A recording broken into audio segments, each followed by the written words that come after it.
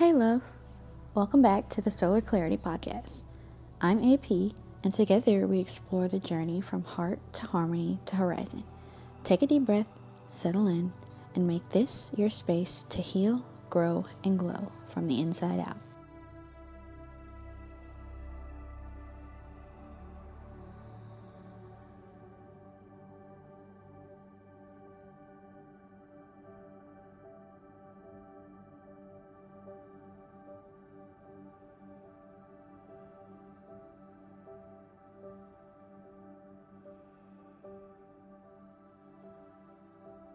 First, I'd like to give an explanation for my absence. It might not even be that big of a deal, but I do want to maintain transparency with my audience. For those of you that do watch and listen to what I have to say, I went ghost for about 2 weeks. I've just been trying to figure out a lot of things for myself, like the branding and everything for my music and this podcast and school, and I was just taking time to get into that while also dealing with some personal and physical and mental health issues that I need to take care of. And when I have answers, I may or may not give those out. It just depends on how I'm feeling about the whole thing. But for now, I am here and, let's have a conversation.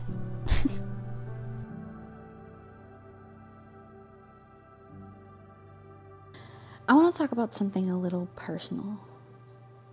About love, trauma, and how our past shapes the way we connect. Have you ever felt drawn to someone, but it never quite felt right? Maybe it was exciting at first, but something always left you feeling empty, unsure, or even unsafe. I've been there. For years, intimacy felt complicated, heavy, sometimes even painful. Love never felt simple or safe, and I started to wonder if maybe something was wrong with me. But the truth is, it wasn't me.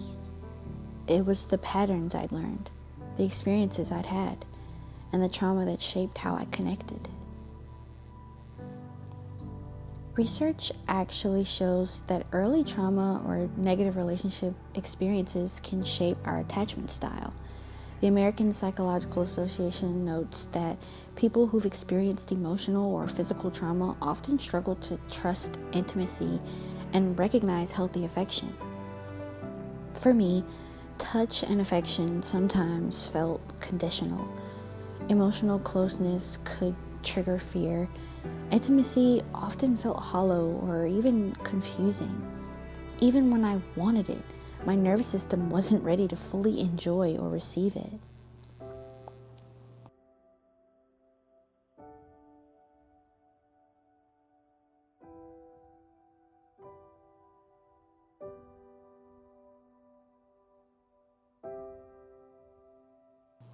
So let me ask you, have you ever felt drawn to someone, but your body or heart kept you on edge? Maybe it wasn't about them at all. It was your past telling you to be cautious. Eventually, I realized that if I wanted healthy love, I had to do some work first. I asked myself, what do I really want in a partner? How can I show up in love in a way that's authentic and safe? What do I need to become to receive that kind of love? I wasn't trying to be perfect. I was trying to create space for love that could actually work. And here's the cool thing. Studies show that people who reflect on themselves and work on emotional regulation before entering new relationships tend to have higher satisfaction and longer lasting connections. So it's not just self-help fluff. It actually works. And then one day, I met someone. And fuck. Everything felt different. This wasn't fear, control, or trying to fill a void. This was recognition. My body, my heart, my soul all seemed to say, this is safe. This is real. It wasn't just emotional. It was spiritual. The way they showed up, their energy, the way their presence just felt right. Almost like my own intentions and growth were finally being mirrored. Here's what's so striking. In the past, I felt pulls based on trauma or emptiness. I would leave relationships feeling anxious, hurt, or like something was missing. Now, the pull feels effortless, mutual, and profoundly safe. Emotionally, my feelings are fully my own. Physically, intimacy feels connected and safe. My nervous system doesn't brace or shut down. Spiritually, I feel aligned, like my heart, soul, and the person I'm with all recognize each other. Does that resonate with you? Think about your own experiences for a second.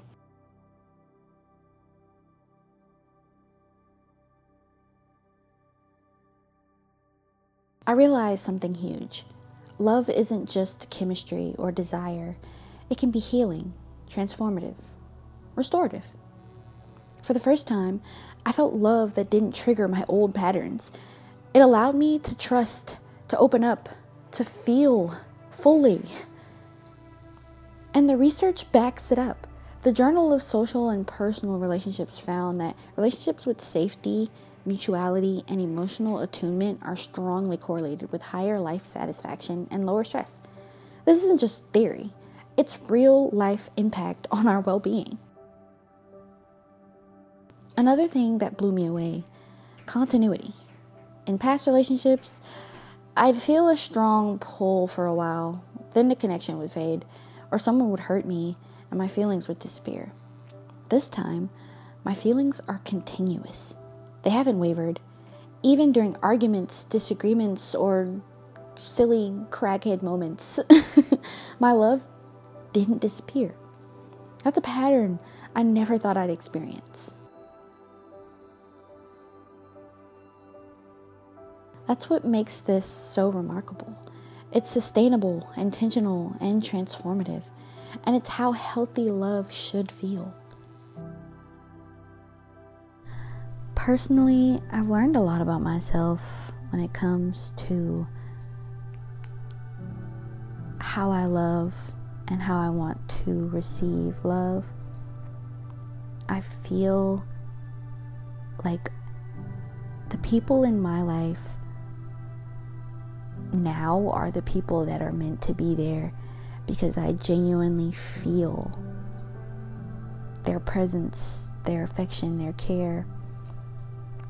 I genuinely can embrace them wholeheartedly, and I don't think I would have been able to do that if I hadn't gone through the transitions that I've went through. I've learned what love is and what it isn't, and I feel like that's kind of what this time of our lives is, especially when you're a teenager or a young adult and you're getting into the groove of actually being an adult and what that means for you personally, and not just what the world tells you it means. It really solidifies things in your mind, especially if you've grown up a certain way and love presents itself as all these different things. Like for me, love was a job, a genuine 9-to-5 job.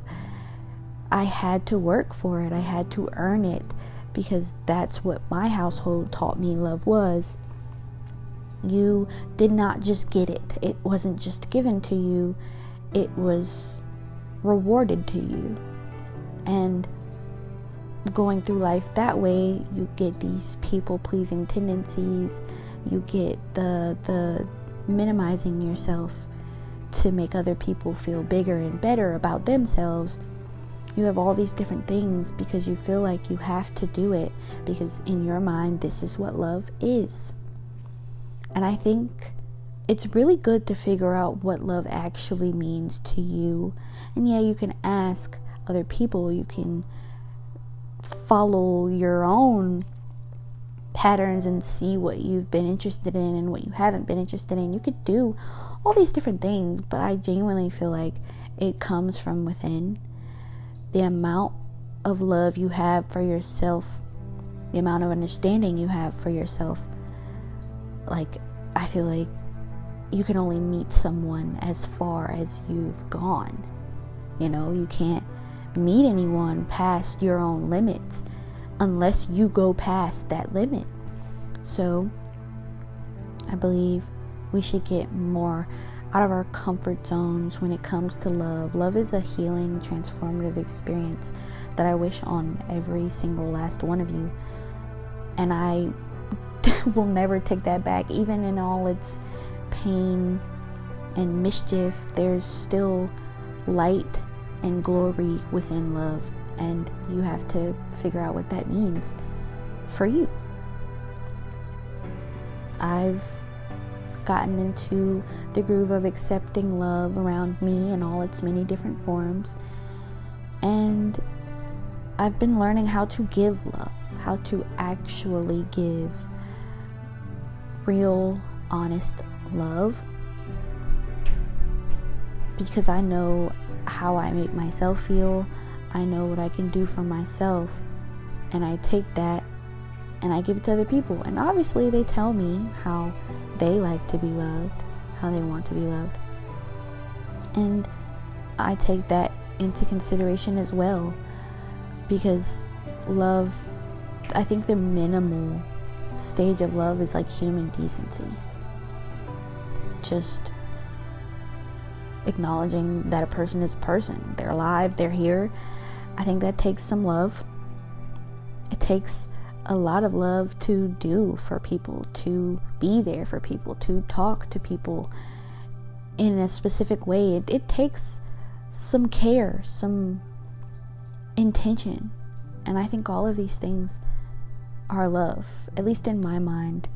And yeah, there's like different forms of love, which we will talk about in more episodes, but I genuinely just admire the way that people show up for themselves and others, and how beautiful that can transform someone.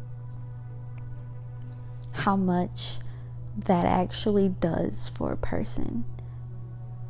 All you have to do is care. All you have to do is love. Ask someone how they're doing, how their day was, if they've eaten.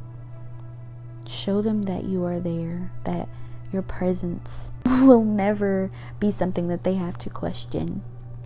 And they'll always have you, no matter what. So here's what I want you to take away from this. 1, trauma shapes patterns, but it doesn't define your capacity to love. 2, self-reflection and emotional work creates space for healthy, transformative love. 3, true love is recognizable by emotional safety, presence, and continuity. 4, connection should feel restorative, not draining. Ask yourself, does this connection feel healing, or is it familiar but triggering? That difference is everything.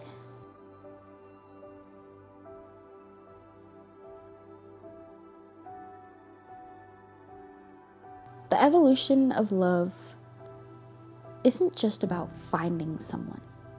It's about understanding yourself, your patterns, and what you truly deserve. When you meet the person aligned with your heart and soul, you'll feel it.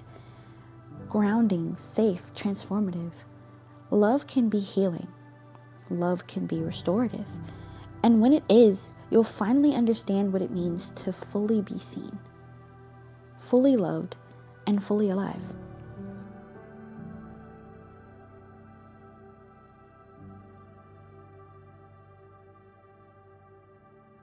Until the next episode, thank you. And I hope you guys have a conversation in the comments. Tell us all about your experiences with either degenerative love or transformative love. Any kind of love you can think of, and what you've learned from those experiences. We'd all love to hear it and continue to move the conversation forward. Thank you for being here. Bye.